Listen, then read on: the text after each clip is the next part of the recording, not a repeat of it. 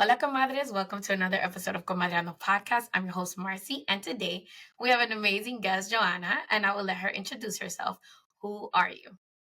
Hi, everybody. My name is Johanna Ferreira. I'm a journalist and an editor, and I currently work as the content director for Pop Sugar's Latine vertical, Juntos. Thank you so much for having me. I'm excited to talk to you. I'm excited to have you. I'm so excited. I've seen you on other shows, and I'm like, she should be on my show, right? So Johanna and I connected. I think it was like a Pop Sugar article, and also through Claudia Mendoza, who's the leader of Mami Chula Social Club. So we started following each other a couple of years ago, and I was just like so geeked. I'm like, wow, she's doing it. She's Dominican. Like she's doing this thing of like journalistic, following your journalistic endeavors, but also like talking about stories that are not often talked about in Latine Media. So today's topic, going into that vein, we're going to be talking about the importance of representation of Latinos in the media. And the reason why the topic came up, because as a kid, I really didn't see my perspective represented in Latina media, especially growing up as an immigrant kid coming from Dominican Republic. Yes, I came at a young age.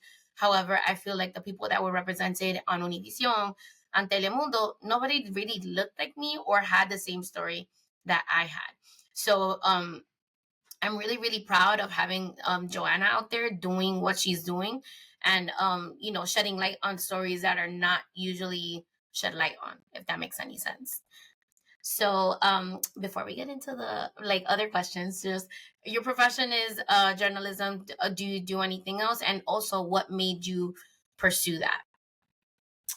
So it's funny because I feel like for a lot of people, they kind of learn that they're writers when they're older.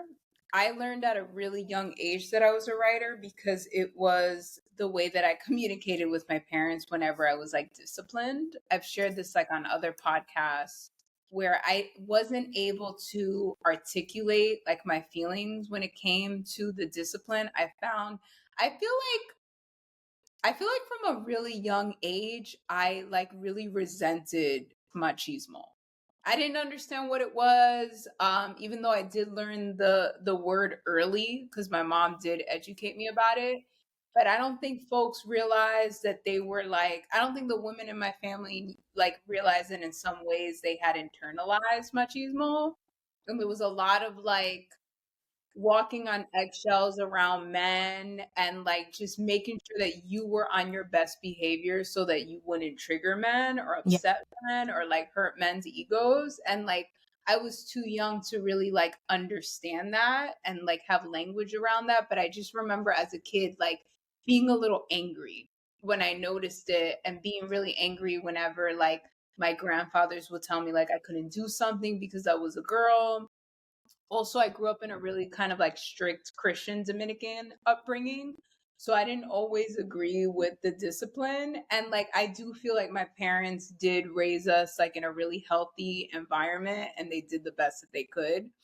But I didn't always agree with the discipline. So when I couldn't articulate that and I just felt like angry, I would just write them letters, sneak it underneath their door at night when they were sleeping. They would read it in the morning. I was like such an intense kid. Like I remember in the morning, like getting ready for school, like just wondering, did they see it? Did they read it? What are they going to say? And then I'd always get like an apology.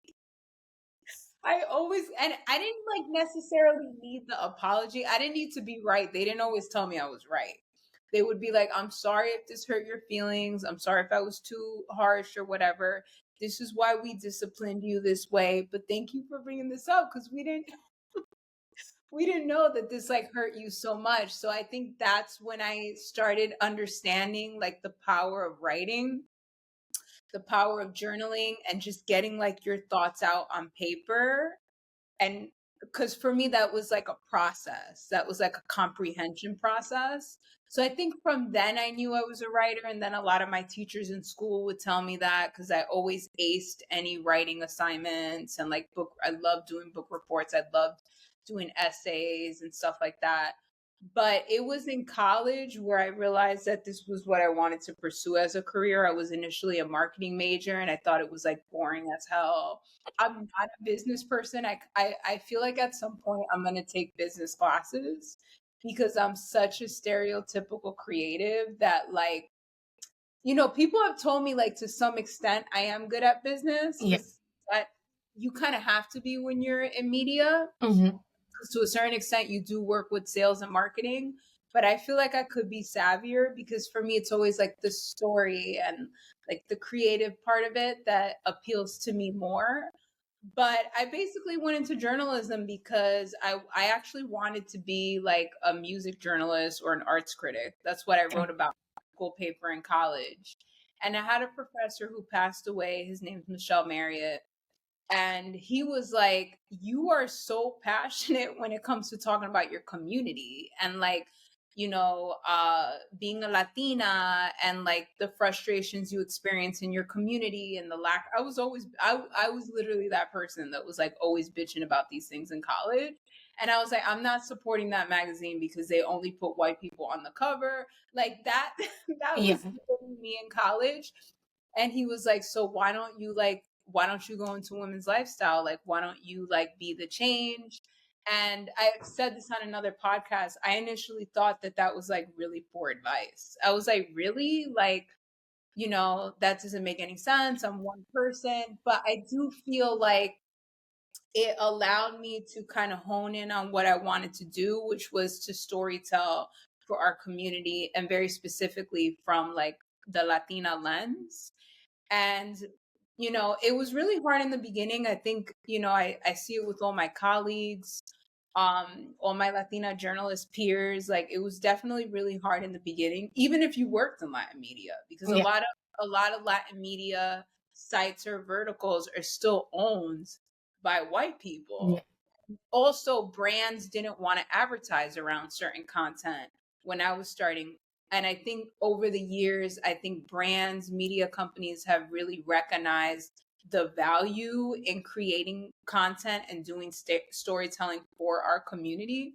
I mean, we're going to be the majority demographic in 2060. I don't know why people are sleeping on that. Yeah. I don't know why we're sleeping on that. I feel like Latinos themselves are kind of sleeping on that. And I always say this, I feel like the Black community has been so much better at uniting and mobilizing. It Yeah. doesn't matter if you're Black American, Black Caribbean, from Africa, East African, West African. I feel like the Black community has always been really good at that. And I feel like for Latinos, it's always been kind of difficult because we're really different. Like, the only thing we really have in common is our Latinidad. Like, culturally, we're different. Racially, some of us are different. I mean, there's certain things I have more in common with the West Indian than I do with a Latina from South America. Yeah. But at the same time, I feel like it's been so unfortunate because yes, we have differences. Yes, some of us have more privileges than others. Yes, we might have different political views, but at the end of the day, if we mobilized and we focused more on how we can work together, I think we would get a lot farther across industries. We're going to be I, the majority demographic. Like, I don't know how many times I have to say that. We're like some of the biggest consumers in the United States. Like, we play such a huge part in the economy. Like, there's so much power in being a Latino living in the States. And I feel like we need to start like taking advantage of that. I feel through my experiences, like there's a lot of division, and I see that a lot. And not only in the media, but also even, when we see each other like on a day-to-day basis in different companies or whatever, I feel like the people that are in closer proximity to whiteness are very, like, there's like, I don't know, there's a thing like it's this divisiveness that exists, and there's not that sense of community. Because like I feel like you said, like the Black community, doesn't matter where you come from, you're Black, you identify as Black, and like we're all gonna come together, and we're gonna come together for different purposes. But I feel like in Latinidad there's a lot of well, that's not my experience, And I get that, but also, listening to other people's voices and validating that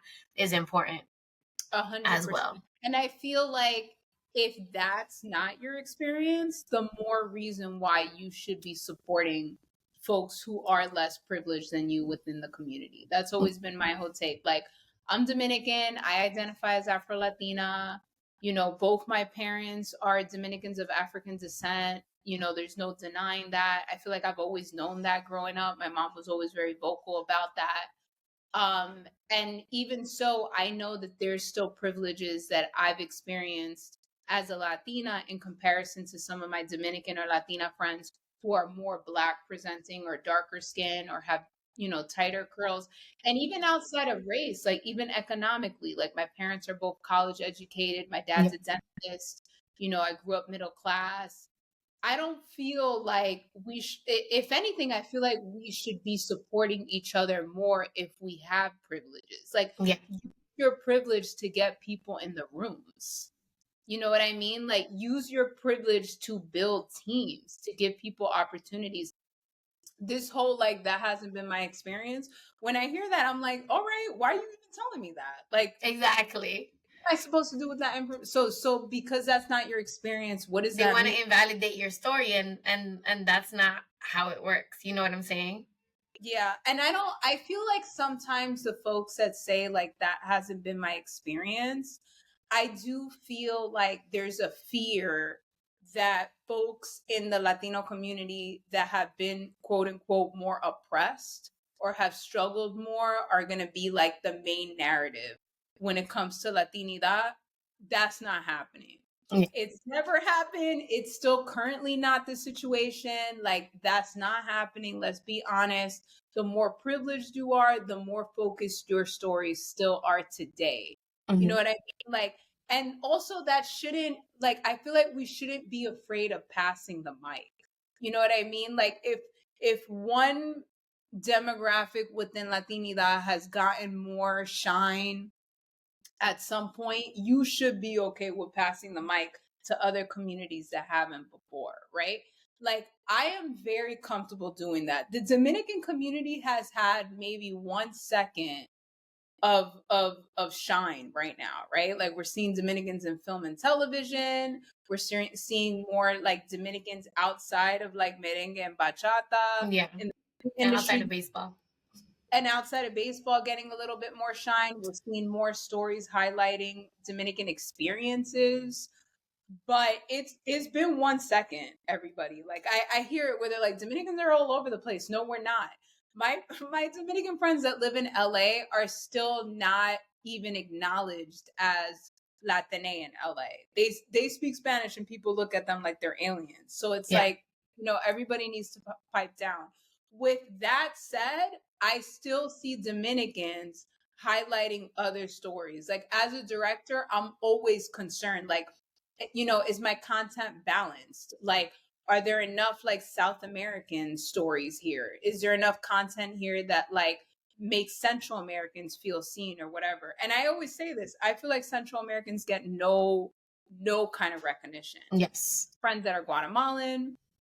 I also have even South Americans. Like, I feel like Ecuadorians get no kind of recognition.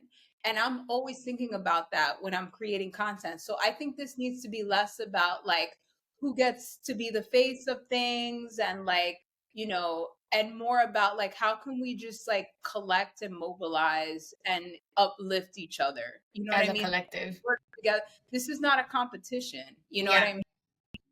And another thing is like I've always been the one to be like, we can all shine. Like, it doesn't have to be like, well, I am taking the what is it, the spotlight right now, and that means nobody else has anything important to contribute, and that is not the case. You know what I'm saying? Like, I can be in the spotlight and you can have your own spotlight as well. Like, it doesn't have to be either or. You know what I'm saying? That's a very, I can't even like fully judge it because that fear is very common for all marginalized communities, right? Like, if you are a person of color or you come from any marginalized community, you're used to being the only one representing your community, whether it's at jobs or, you know, whatever it is. And I feel like once upon a time it was like, yo, we're that one Latina higher and that's it. But I feel like that's not where we're at anymore. And if anything, if you're that one Latina higher, you are probably burnt out and overwhelmed because there's no way you can do it all. And there's no way you can represent all these different experiences and voices, Yeah. you know? So I think we need to kind of move away from that old school mentality of like, I'm here. We don't need any other Latinas in this space. And Yeah. I think we need to be collaborating a lot more. I say that all the time. I agree. I love that story about your childhood, about how you would write letters to your parents to voice your concerns or whatever.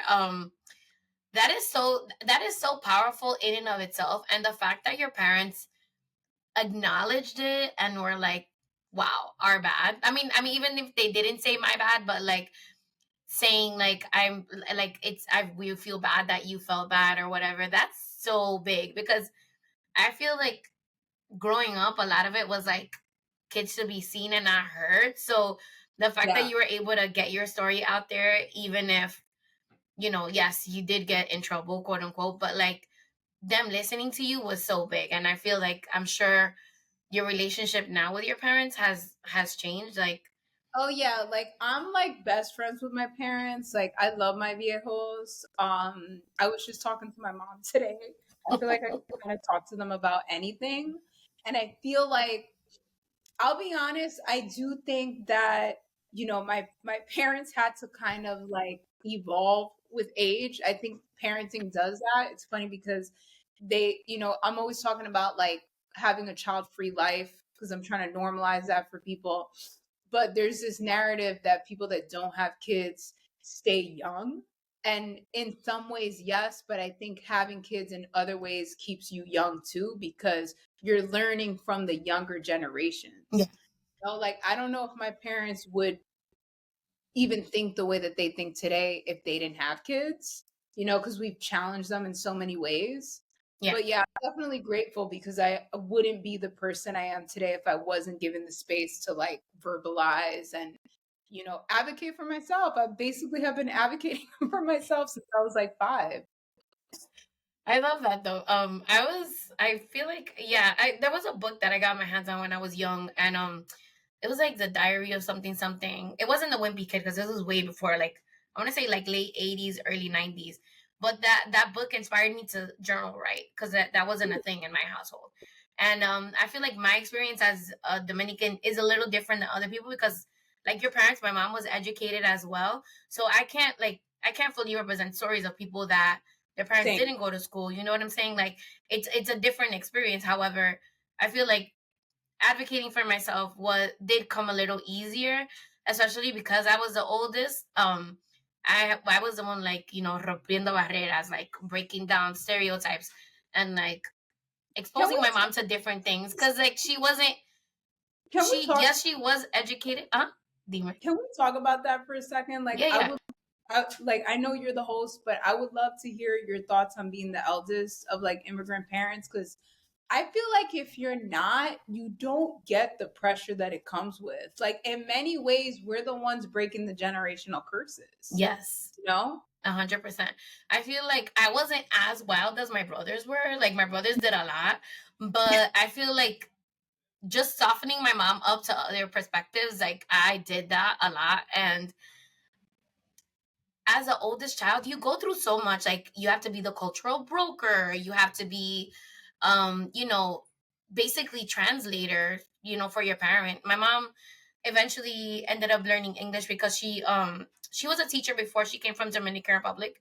But when she got here, because she did like a trade school for teachers, they didn't recognize it as a 4-year college. So she had to do everything all over again. So basically, we were both in school together.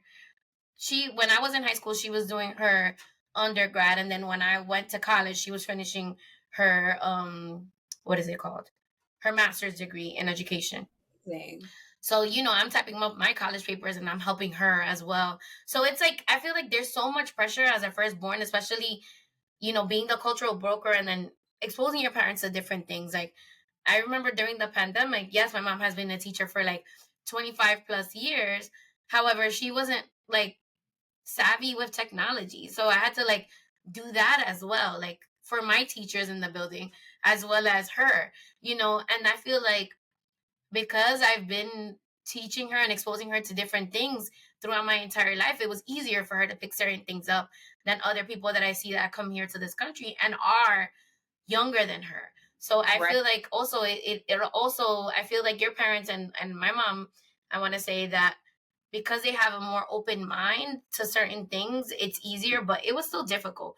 I feel Yeah. like me showing up to appointments and being like, well, here I am, my 8-year-old self translating for my mom as accurately as I could. Because yes, I knew a lot of Spanish and I knew a lot of English. However, I feel like the level of English wasn't matching like the the scenario that was happening at that moment. So yeah, it was a lot. It was a lot. I feel like our stories aren't highlighted as much, and I feel like because we're the oldest, it just like it gets not swept under the rug, or like I feel like more taken for granted. I think so too, and even our stories are different. I remember when I interviewed Claudia, the creator of Claudia Ferreira, the creator of the Gordita Chronicles. And I remember, like, even though I'm not a Miami Dominican, I'm a New York Dominican, there was a lot of her experience that, like, resonated with me. And, like, Mm-hmm. for me, like, one of the pressures that I've experienced being a Dominican American is, like, because my dad was successful, my dad was a dentist, till this day, I'm always like, I got to be more successful than Papi. I still don't make as much money. I don't own property like Papi. You know what I mean? Like I don't think people realize that like when your parents do make it, there's no excuse for you not to. It's a different kind of pressure than when Yeah, you're like the first one to go to college or the first one to pursue a career. That is pressure for sure, but it's a different type of pressure that I try to verbalize and talk about more now, because for a lot of my friends that are the first ones to have gone to college and the first ones to pursue their dreams, I'm like, you'll talk to me because what I went through, your kid's probably gonna go through. yeah, You know what I mean? Because like they have you as a mom, who's like this entrepreneur and successful and all this stuff. They're gonna want to at least level up to you. And I feel like our communities are only now just hearing those type of perspectives. yeah. You I know? remember mom, she had us three, so it was me and my two younger brothers, and she's doing her master's degree, straight A student. I'm like, houseway, and then she's looking at me like, demon, like, why your grades are not like my grades? I'm like, I'm sorry, like, I have other things going on in my life besides that. Like, she's like, ¿y qué? Yo tengo ni este muchacho, yo lo hice, ¿por qué tú no lo puedes hacer? And I'm like, okay, your brain is better than mine. Like, I cannot like multitask. I feel like undiagnosed. I feel like I have ADHD because I'm like I can't do everything at the same time. Even though I do try, but then there's always like an area that's like not as well put Right. out as other things. So it's like, I'm sorry, mom, I'm not as great as you are. You're fantastic. All the time, I'm like, Mom, how did you have like 3 kids? Like, I'm 37. My mom had all 3 kids, I think, by the time she was like 31, 32, running a house. I'm like, how did, like, she used to work out. Like, she was involved in so many things, like, supported my dad's practice. Like, at one point was like managing my dad's practice, but was like involved in the PTA. Still managed to always look fly too. Like, nails done, everything. I was like, I feel like I would be rolling out of bed if if I was doing all that. I'd be Yeah. looking like homeless. Like, No, I'm like, how did you do it? Like, I'm not wired to do all of that. when I see my friends with more than one child, like I have one and he's on the Yeah. spectrum, and I'm like, How I old feel is he? like he's 15 now. But like at one point I was just like barely like I was like, like, just barely like hanging on. And then I got into the swing of it, and I figured it out. And I feel like I'm able to manage all these things I do. So, I run a podcast. I have a full-time job. I'm the mom. I'm part of a women's social club, like an active member. I do all these things. I edit my episodes. I do all these things myself, but it has taken time and practice, and also like prioritizing myself. There was a moment that my mom was like, you're so preoccupied with everything that's going on in your life that whatever, like she was like trying to like criticize, like she's like, oh, I don't see you as such a dedicated mother. I'm like, bitch, first of all, Oh, hell no. I was like, bitch, first of all, no, that's not true.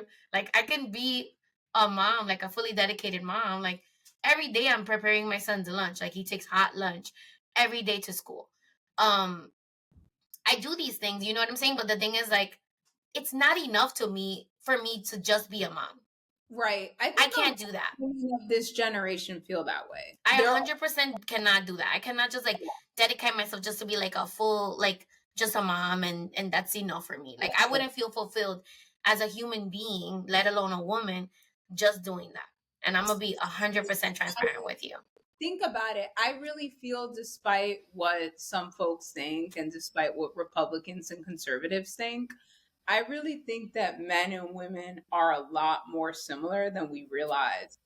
When have you ever met a man who's content just being a father? And I know stay-at-home fathers exist, but they're very, very few, right? Because that's enough.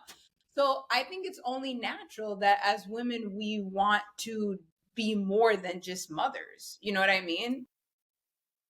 And I love my son, and I would like, if I had to like sacrifice a limb or whatever for my child, I would do that. However, I 100% do not feel fully satisfied just being a mother, because I feel like I'm wasting potential. Like I was given gifts, I came with gifts. Like me not living up to that potential doesn't make me feel good, Also, so son is seeing you living up to your potential. He's witnessing.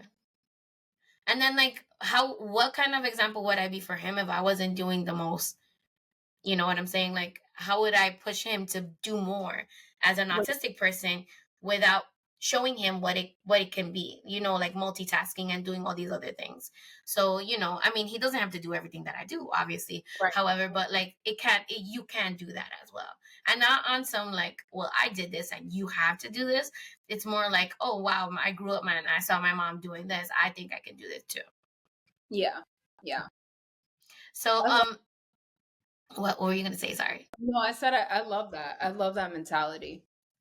I was gonna say, so you grew up here. Did you grow up in Manhattan or the Bronx or where? No, I'm a Queens Dominican. I grew up in. It's hard to like rep one part of Queens because we lived everywhere. Yeah. Like my parents, when they migrated from DR, they went to Corona back when Corona was mostly Dominican. It's not anymore. There's like little patches. So I first grew up in Corona. Then we lived in Queens Village. Then we lived for like 5 minutes in a white neighborhood. We were in Belrose. And I always tell my parents, because they're always like, we're so sad that we didn't raise you guys there. And we're all like, no, we're so glad that we moved. I know. I was already going through it. I remember like growing up only around, not only, but mostly around Latinos, to then move to a predominantly white neighborhood where the kids were like, what's Dominican? What is that? Like, I was like, get me out of here. Get me out of here. I was hanging out with all the Indian kids because they were the only like like brown people. Only brown people. And then I'd say I mostly grew up in Flushing. Okay. From like, I think I was like in 7th grade when we bought the house in Flushing. So from like 7th grade until adulthood, I grew up in Flushing, which I still love Flushing. My parents still live in Flushing.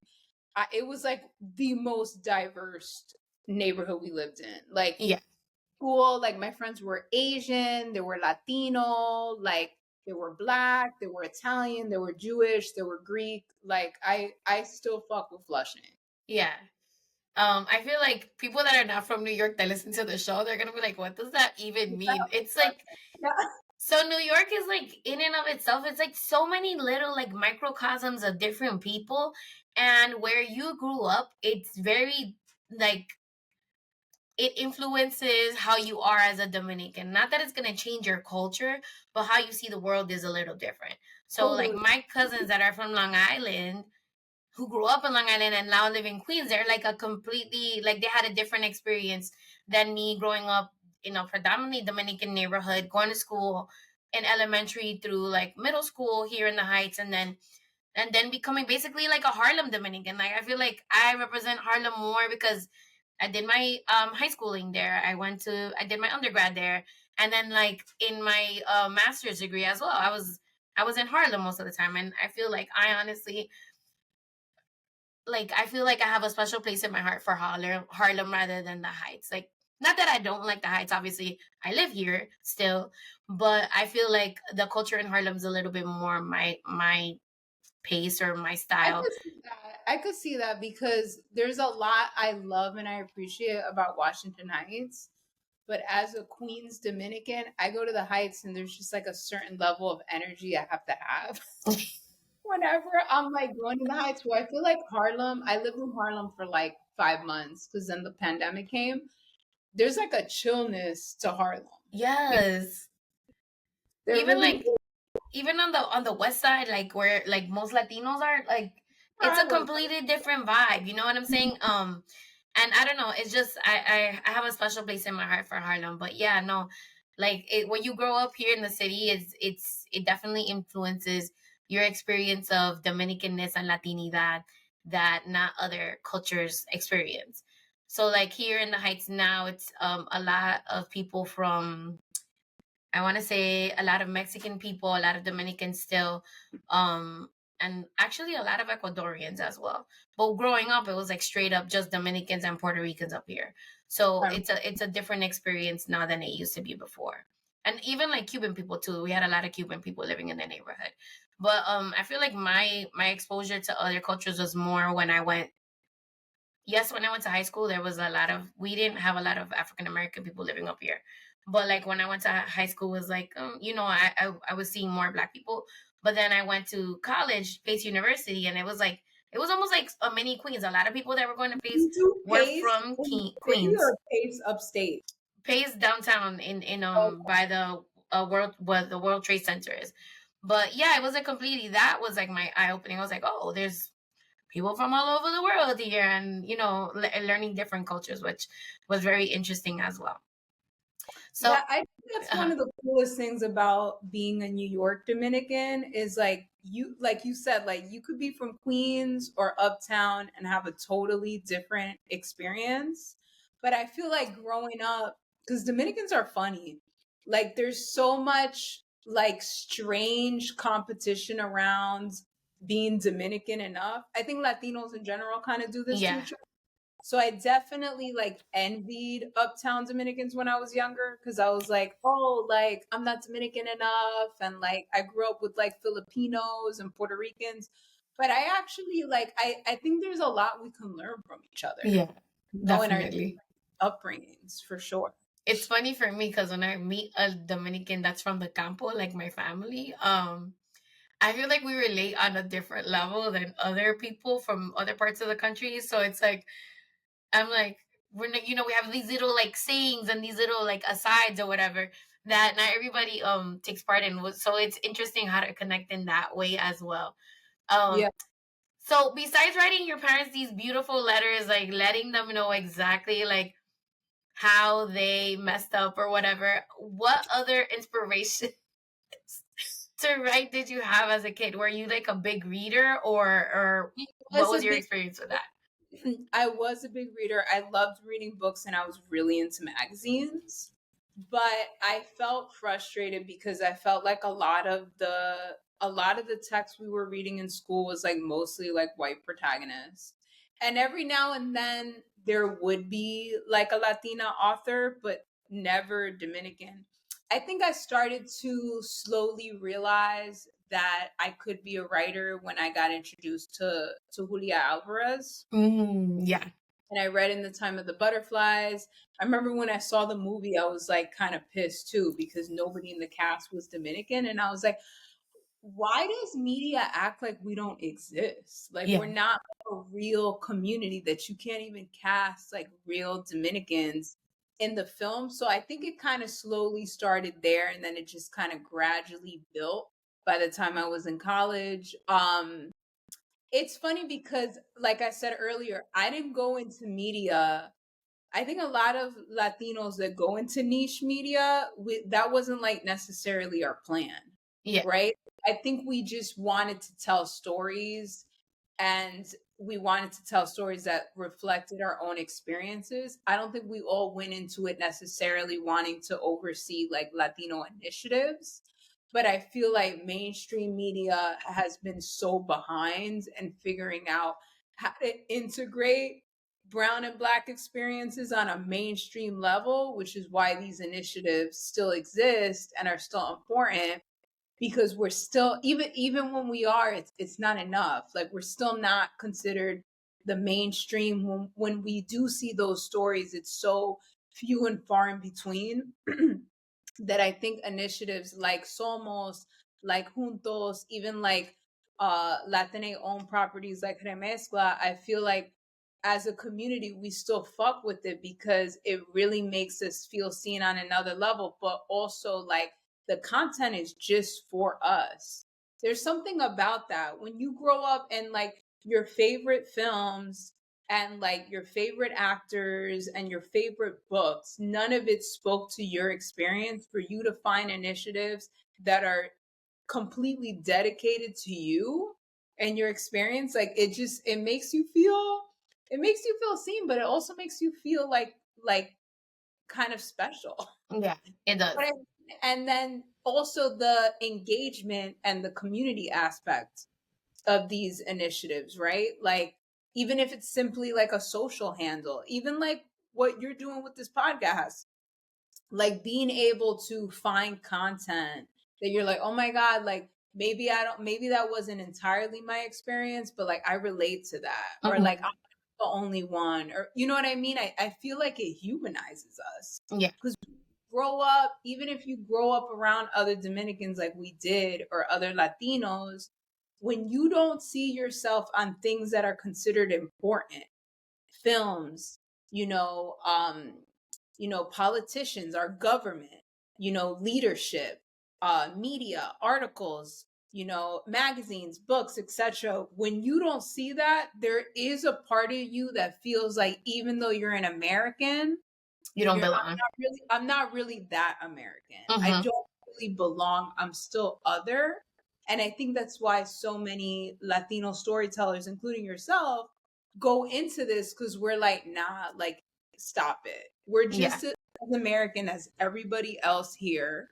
You know what I mean? We contribute to the culture. You know how cool it is when I meet somebody that's not Dominican and like they listen to like bachata, like the Yeah. old stuff. Like, it's not Romeo. Like, they listen to like Frank Reyes, and they're Yeah. like, and I'm like, that's cool. Like, we created that. We created that so that you can have access to that being outside of the Dominican community. Yeah. Like, Dominicans have created culture in the States, and I think we deserve to have that acknowledged and celebrated. Yeah, and the representation is so important, especially like the platform that I chose is like, yes, I'm, representing Dominicanness, but like I want other parents that are Latino to feel represented in the special education community as well. Like, all of these things that are put out, they our stories are not being highlighted. So I feel like highlighting Black and brown people on my platform is helping people feel seen, and like also like helping other parents see like, okay, I'm not the only one that has a child with autism.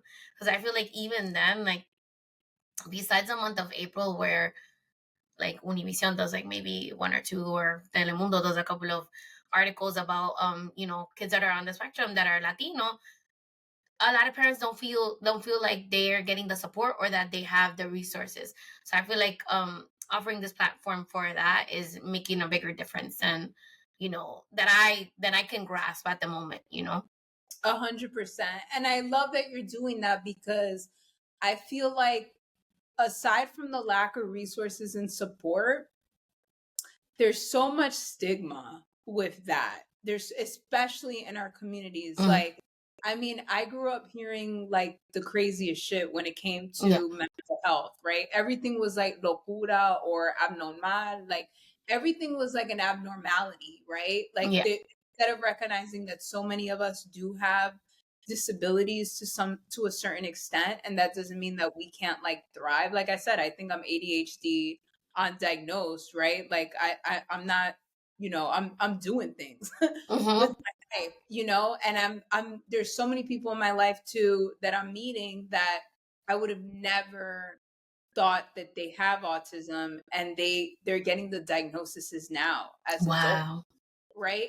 I think COVID did a lot for people in terms of just really looking within and building like self-awareness. Mm-hmm. And to me, like, I love that people are doing that because I think it's normalizing this. And also with autism, it's a very wide spectrum. Yeah. And I think that's where a lot of the confusion comes for people. Yeah. For example, still like to this day, like some parents, I know some people like close to me that they recently got a referral from a teacher. They were concerned about their child's development.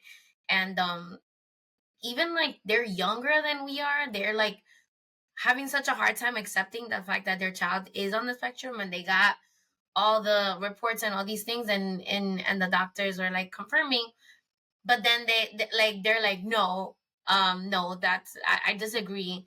They're not showing a true picture of my child. And I'm like, I understand that, but also like your idea of autism isn't necessarily the picture, the full spectrum of what you've seen. Like your child is still your child.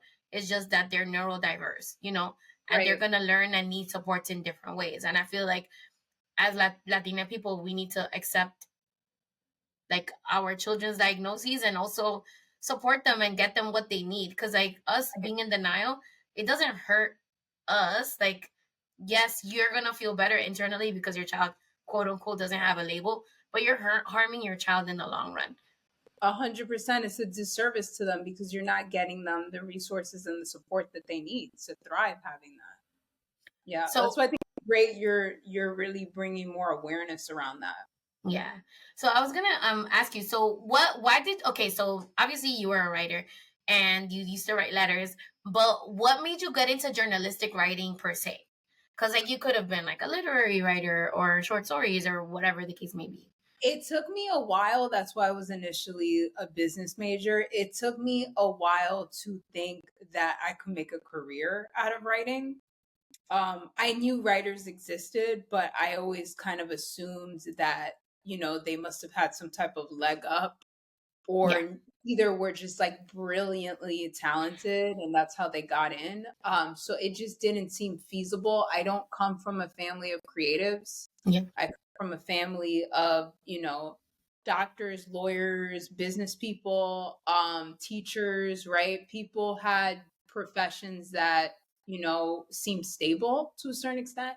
Nobody was out there pursuing careers in the arts. Yeah. Right. My family, I think I'm probably the first one in my family that like made a career out of it.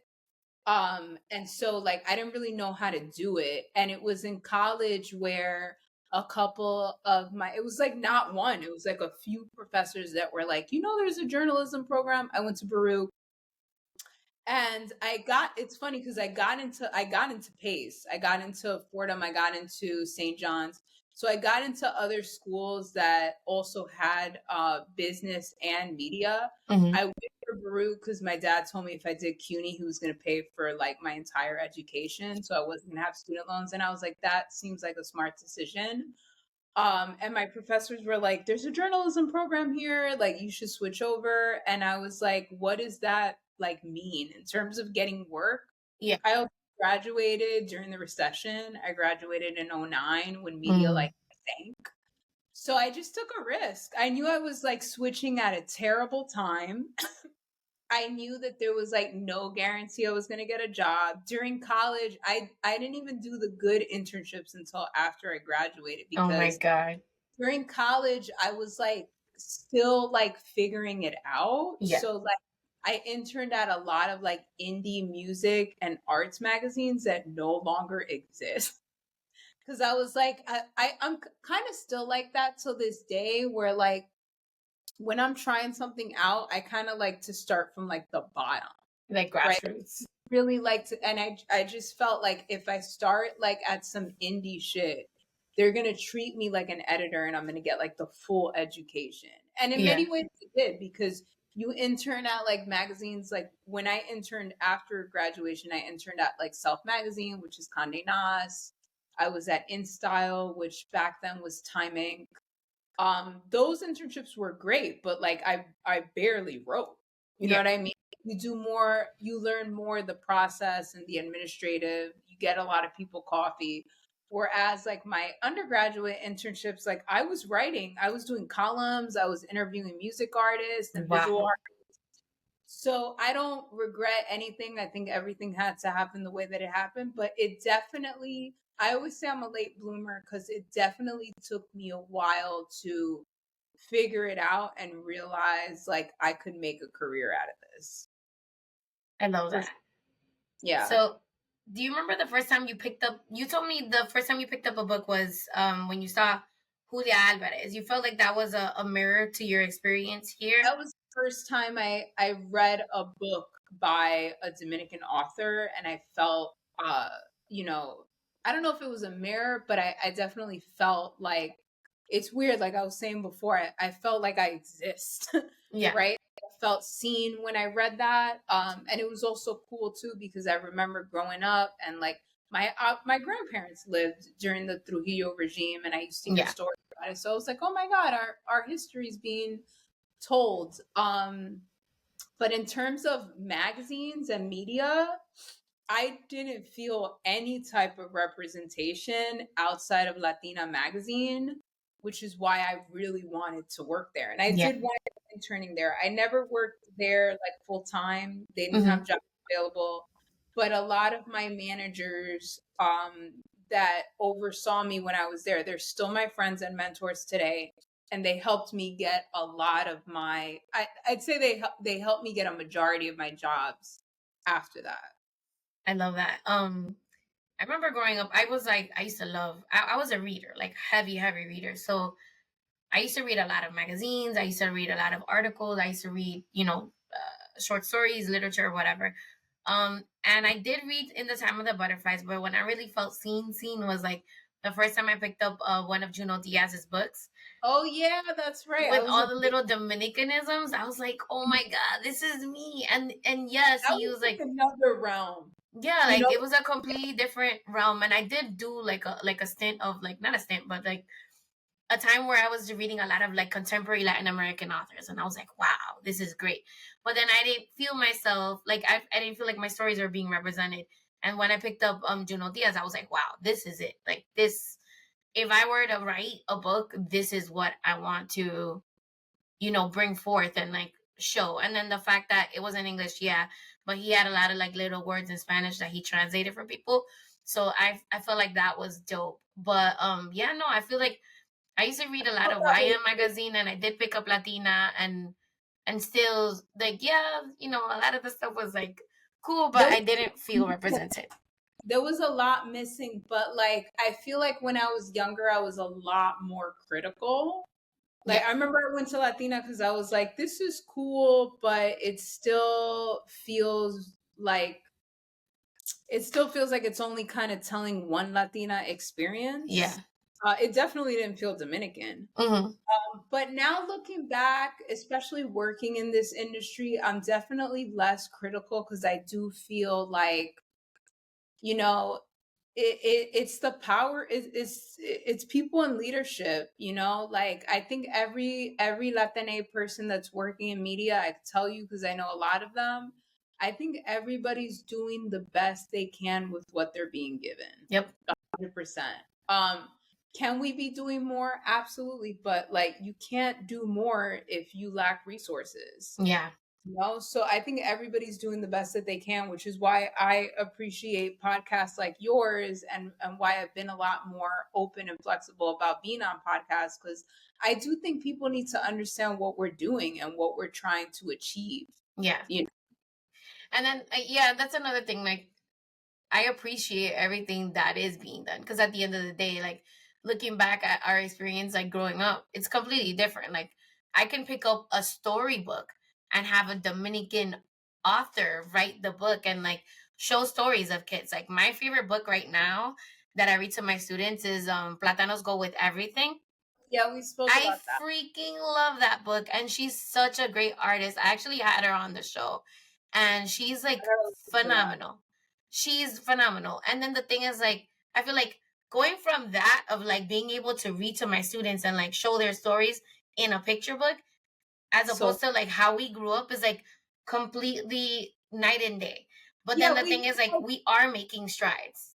yeah, I feel like we are making strides, and I know it feels slow sometimes, but I think we have to remember that like 10 years ago, There was 15 years nothing. ago, there was nothing. You know what I mean? And like, I have to be honest, I feel very fortunate in terms of where I'm at in media today because like my stories always get the green light. You know, I have so far not really been in a position where it's been like, oh no, we can't have you write about that. That hasn't really happened, you know, but it has happened at previous jobs, even working in Latin media. Like, you know, even recently, like I'm even able to bring my own experiences. Like we spoke about, I did a personal essay recently for a package that I put out, which I was really, really excited about. It was called Embracing Soledad, and it went live 2 days before Valentine's Day. And I was really excited about it because I was like, you know what? There's been as a fellow single woman who has chosen to be single over being in a relationship that's just gonna ruin my life. I there's been so many beautiful like single movements happening amongst women, but I don't, and even though I follow so many single Latinas that like talk about it and celebrate it, I don't see it in the stories. I don't see it in the celebrities. So I was like, yo, I'm gonna do a package on this because I know this exists, you know, and it included personal essays from single Latinas. I had someone do an op-ed about like why aren't there more single Latina celebs that really dived into how like as a culture we still kind of see that as a failure Yeah. when we see a woman, especially over 30 or over 35, that's single and doesn't have kids. It's like, what happened to her? Like, Yeah. girl, I can't tell you how many times I meet someone for the first time, and if it comes out that I'm single and then my age also comes up, it's like, pero ¿cómo va a ser? Tú estás tan buena moza y tú tienes tu carrera y todo, tú estás enterita. And it's like, what makes you think that there's something wrong with me? Yeah. Like, why is it so hard to believe that I've chosen this? And it's not that I'm not open for partnership. Like, Yeah. I think partnership when both people are aligned, and both people love and respect each other and share values and share goals, I think, you know, partnership is a beautiful thing. But if that's not easy to find, Yeah. you know what I mean, especially nowadays with social media and the dating apps.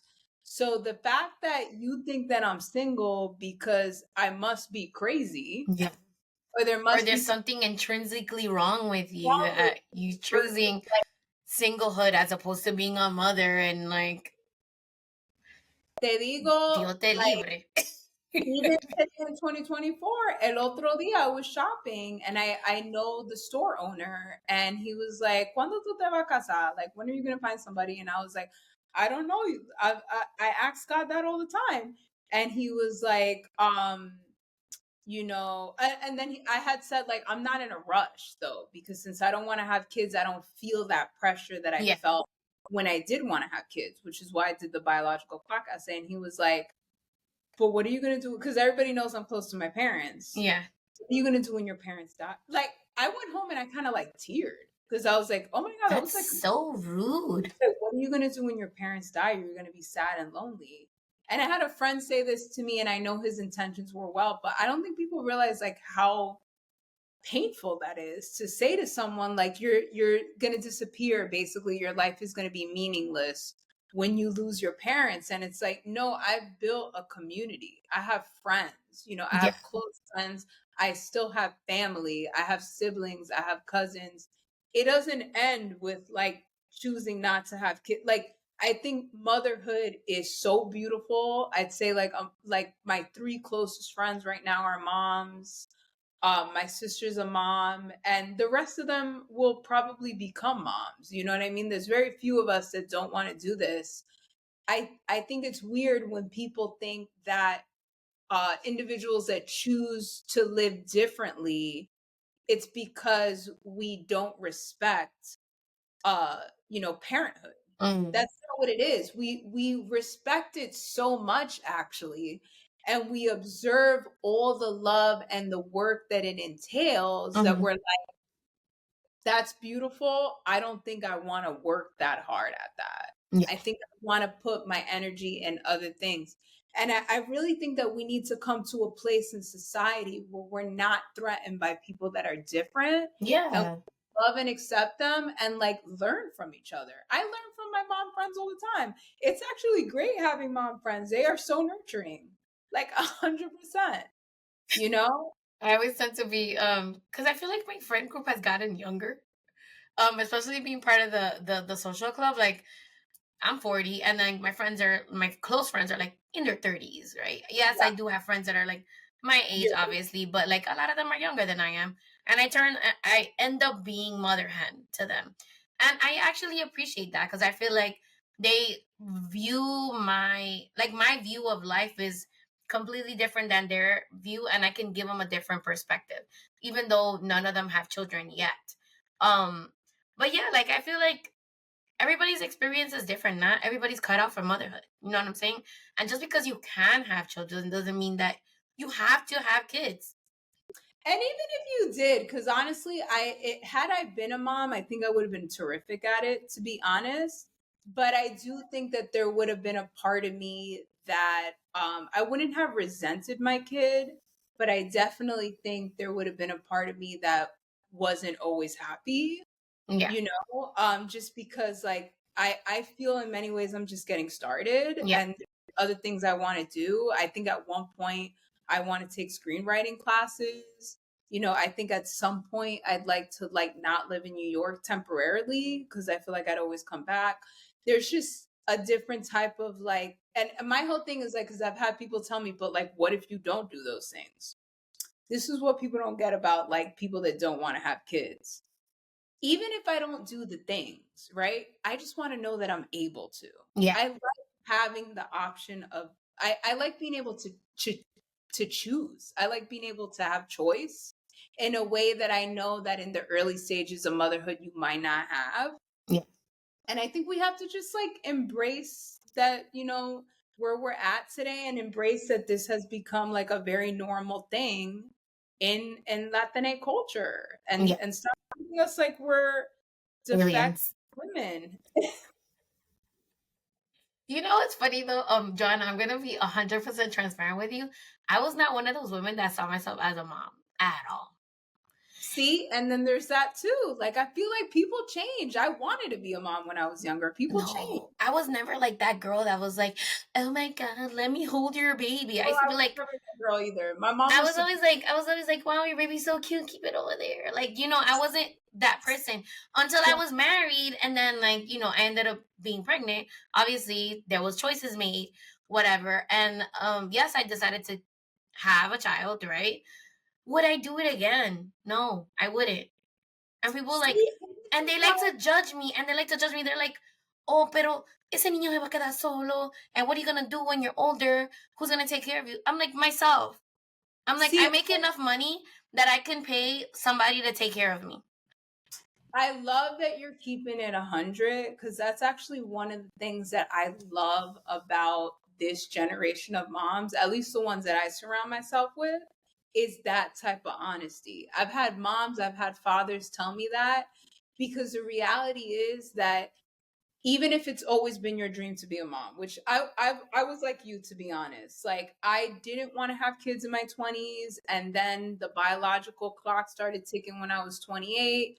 So from 28 to 35, I wanted it, but I didn't really unpack why I wanted it. Like I was never a kid person.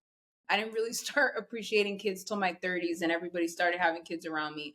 I'm still kind of awkward with kids, even though I love them. Like, I don't change diapers. I know my siblings think that's so weird. I don't change my niece and nephew's diapers. Like, it's a lot. You know what I mean?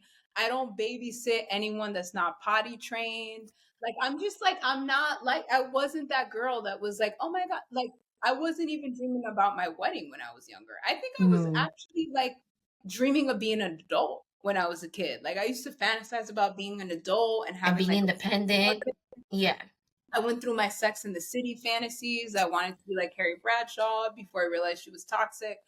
So I think there's a lot more moms that are like you. And I think it's great that you're so honest about that, because like there's no shame in that. And you shouldn't be shamed for that, and you shouldn't be judged for that. And honestly, anybody that judges you about that, that is a projection. That is 100% a projection of their own insecurities. It is not your problem. Listen, and then like they're like, oh, ¿quién te va a cuidar cuando tú te viejo? Like, who's gonna take care of you when you're older? I'm like, that's what people tell me. Kids don't owe you shit. If you're having children because you want like a built-in nursing person, that is not guaranteed. Listen, I told my mom today, because we're always talking about this, because her and my dad are getting older. Yeah. They're still young though. My dad's 66, my mom's 64.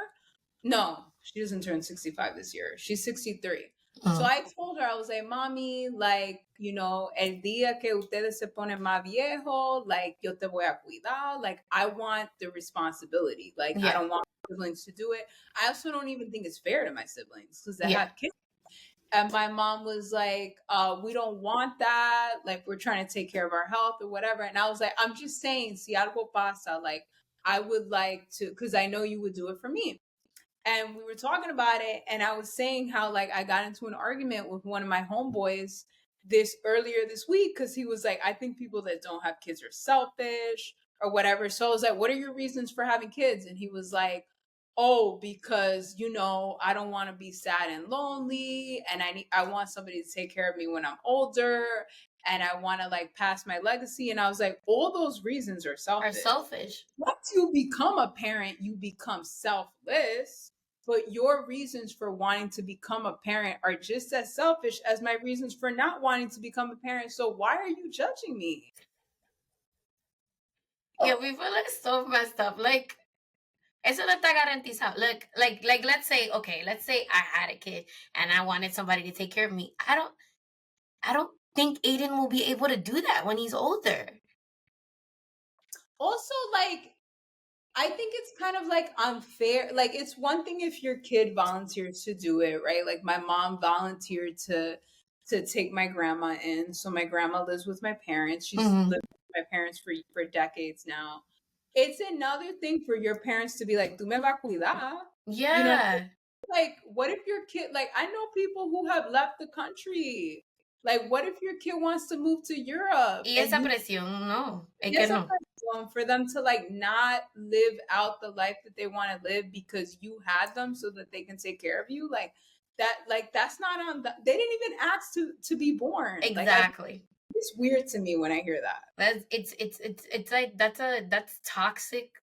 I don't even know if there's a term for it, but I feel like that's a toxic way of viewing children, because like your kids don't owe you shit.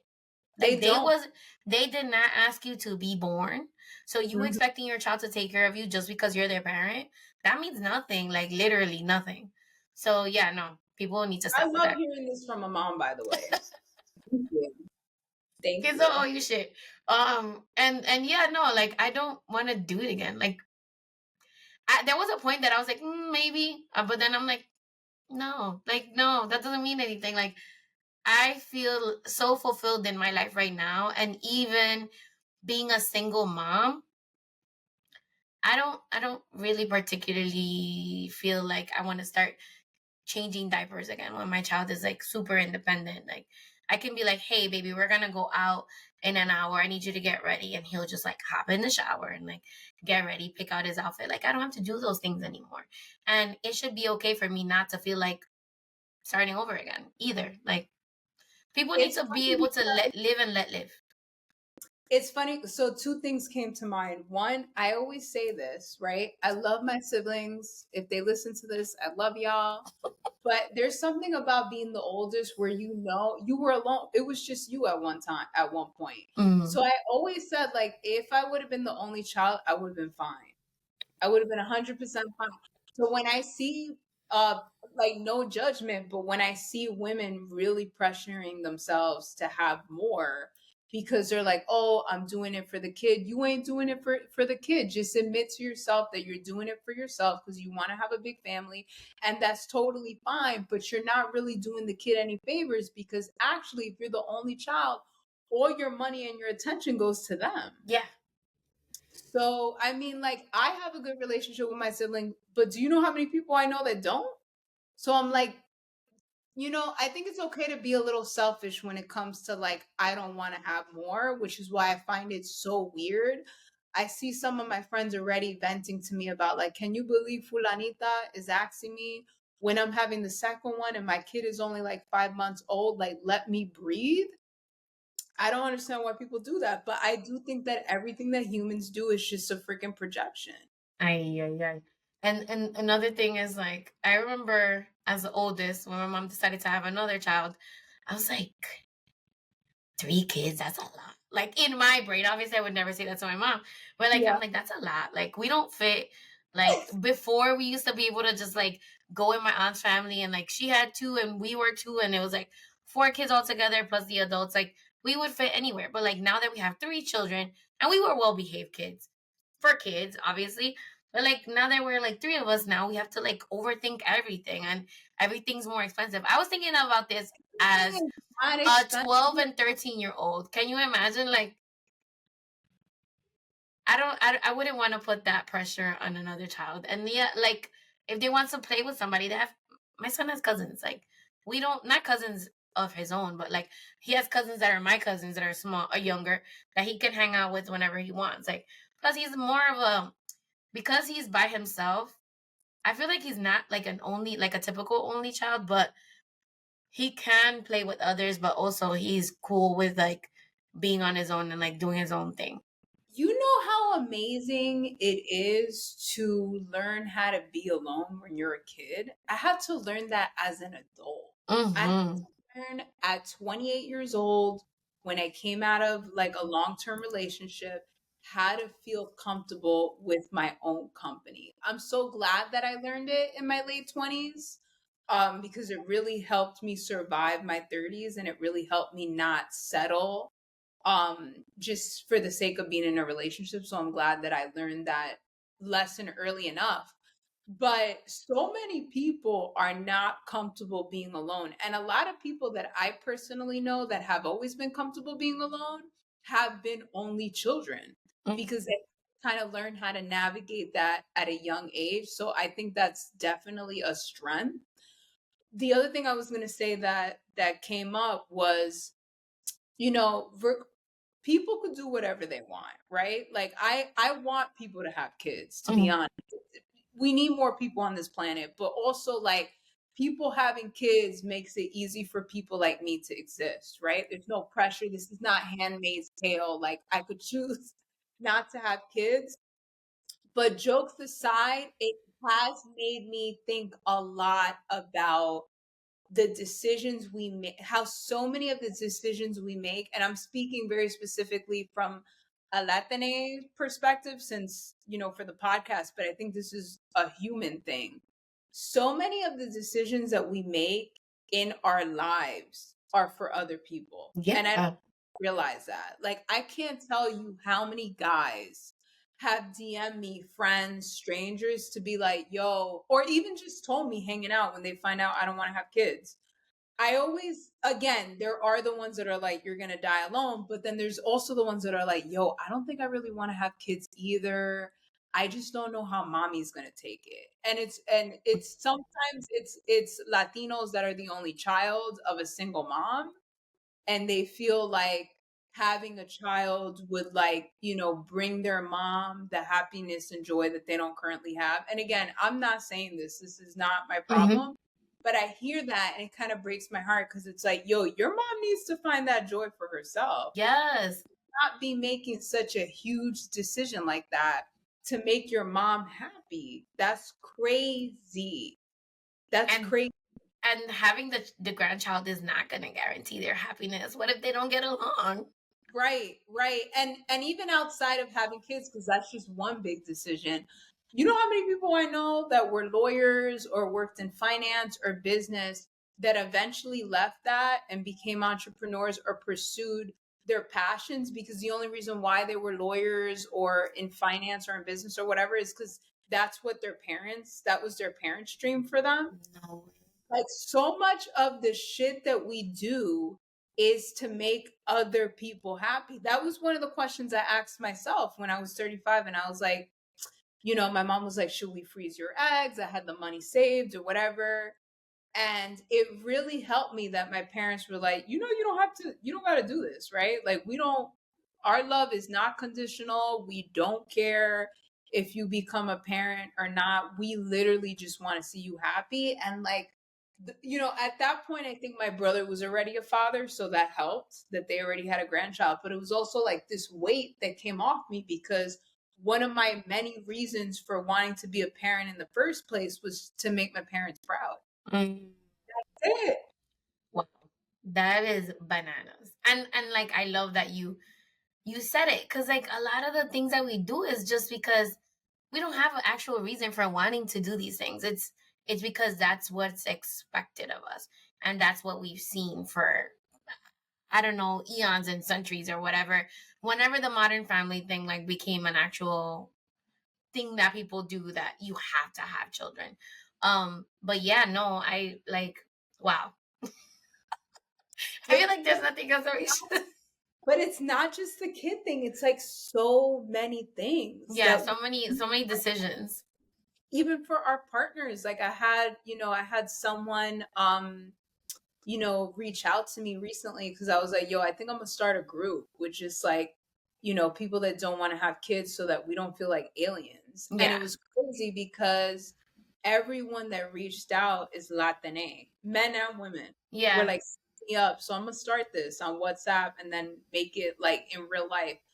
But I had a young woman reach out to me and tell me like, I never wanted to have kids. I told my partner this from the jump. He said he was cool with it, and now we're struggling because he really wants it, and we don't want to break up. But I told him from the get-go like that I didn't want to do this, and he said he thought I was going to change my mind. That's unfair too, because like if a person is telling you what they want or what they do not want, do not expect getting into a relationship that you're gonna change who that person is and their decisions in life. Because like we are adults, like there's nothing.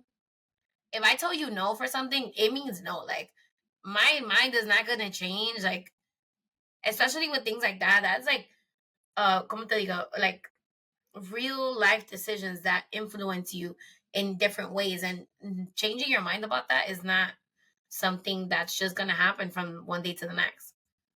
Exactly. And what I was telling her, because I think what was coming up for her, and I'm really proud of her, she was like, I'm not gonna do that for him because that's not what I want. That's not gonna make me happy. And I really respect that because so many people do the things to make other people happy and then they resent the person and then nobody's happy. And again, not just with kids, with a lot of different milestones and big decisions. But I really think that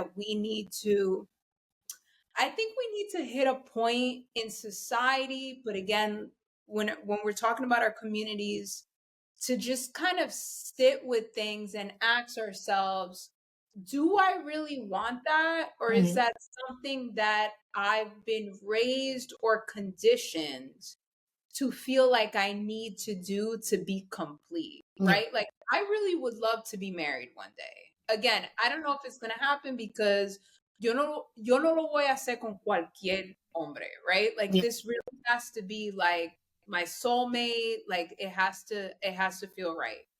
I would like to be married one day. I totally believe in marriage. I even believe in the institution, to be honest. And I'm not afraid of divorce. If I get divorced, I get divorced. But there are people that marriage is not natural for them. And that is fucking okay. Yes.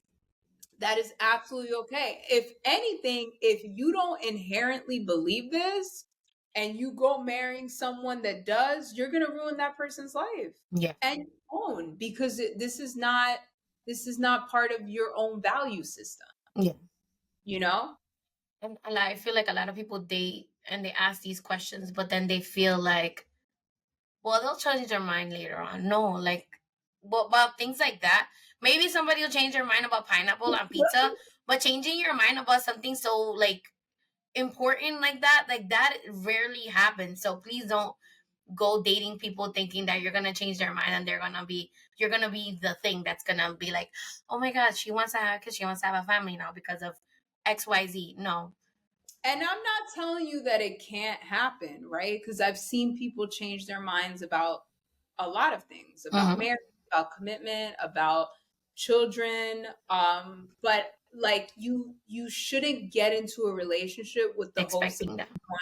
because it's unlikely. It could, but it's unlikely. You know what I mean? Yeah. Oh my god, Johanna, thank you so much for coming on the show. I'm so happy that you accepted. I feel like we need to hang out after Yeah, this. definitely. Yeah.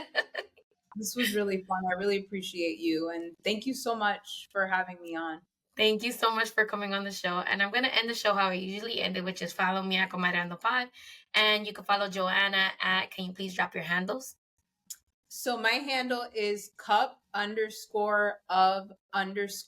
Johanna. That's my IG handle. I forgot my TikTok handle, so I'm going to have to send that to you. It's okay. I'll include it in the show notes. And comadres, you know that if you have any questions at all, please feel free to send me a Comadre-Gram via email at marcy@comadreandopod.com or slide up into my DMs. Please visit our website, www.comadreandopod.com, to read our latest blog posts, find out about future events, and get your official Comadre merch. And I want to thank Johanna. She's now an official Comadre of the show. I love merch. I'll send you a couple of options and you let me know what you need. So that is pretty much it for today, comadres. I'll see you guys next week. Take care. Bye. Thank you again. You're welcome.